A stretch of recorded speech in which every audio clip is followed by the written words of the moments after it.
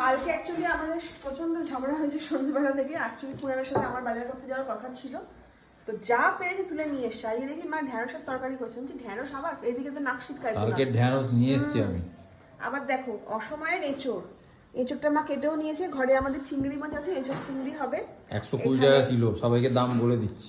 ফুলকপি কত করে নিয়েছে? 25 টাকা করে নিয়েছে, এখনো দাম কমছে না। শীতকালের বেগুনটা আমার অসাম লাগে। বেগুন 60 টাকা, কমে সাদা গেছে। সাদা বেগুনটা আরো বেশি ভালো লাগে। গাজর, বাবা গাজরের কি শেপ গো, তো সেই ড্রাম বাজানোর মতন।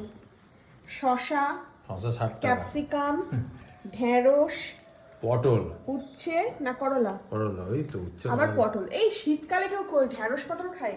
কুচবি। ধনে পাতা, এখন ধনে পাতা রোজ চাটনি হয়। আর এখানে রয়েছে পেঁপেও নিয়েছি তোমার জন্য, তুমি যদি আবার স্যুপ করো। কড়াইশুঁটি, কড়াইশুঁটি, কুমড়ো, মূলো, যে শাকগুলো কেটে মা মূলো সব ভাজা করবে, কাটা হয়ে গেছে। এই যে পেঁপে এনেছে, একটা বিট এনেছে, আর এই যে টমেটো। অনেক বাজার করেছে। অনেক বাজার করেছে। আলু পেঁয়াজ আছে, আদা রসুনও আছে, ওগুলো এখানে ঢুকে গেছে।